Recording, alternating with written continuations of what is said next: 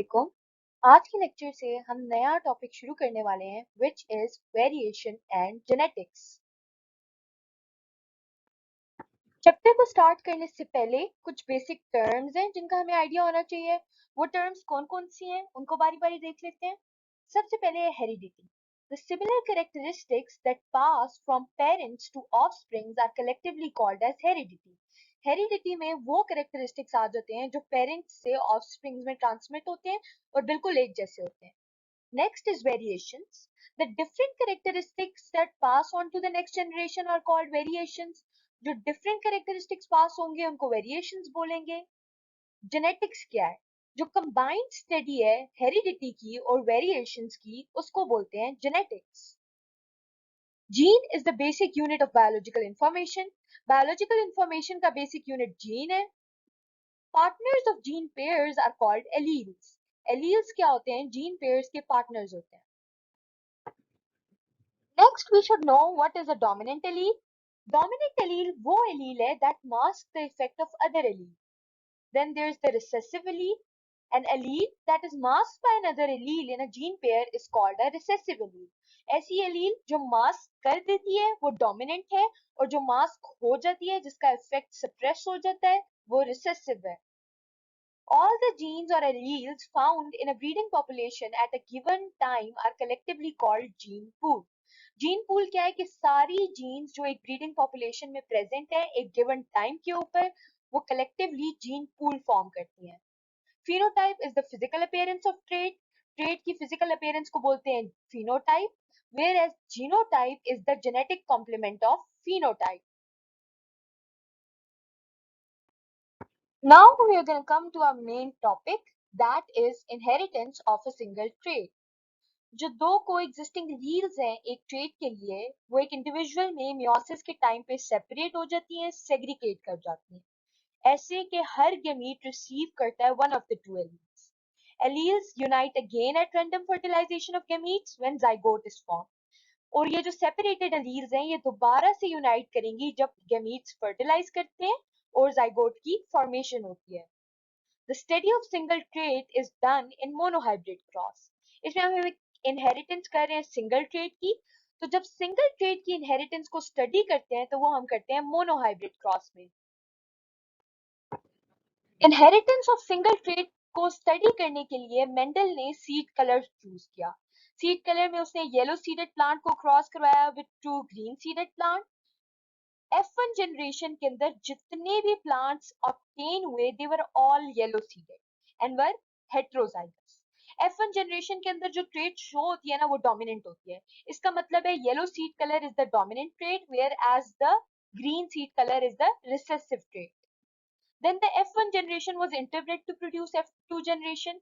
F1 generation का आपस में क्रॉस करवाया उसने और F2 generation प्रोड्यूस की. The F2 generation showed 3:1 for yellow and green seeds. मतलब 3:1 में येलो और ग्रीन सीड्स ऑब्टेन हुए F2 जनरेशन के अंदर. अब हम उस क्रॉस को समझने के लिए मोनोहाइब्रिड क्रॉस को समझने के लिए एक डायग्राम देखेंगे. इस डायग्राम में आप देख सकते हैं सबसे पहले हमारे पास एक येलो पी है फिर ग्रीन पी है. येलो पी अपना गैमीट देता है कैपिटल वाई, ग्रीन पी जो है गैमीट देता है स्मॉल वाई. ये दोनों फर्टिलाइज करेंगे F1 जनरेशन के अंदर तो हमारे पास येलो पी प्रोड्यूस होगा. फिर जब F1 को सेल्फ फर्टिलाइज करते हैं तो इनके गैमीट्स किस ऑर्डर में होंगे, capital Y small Y capital Y small Y.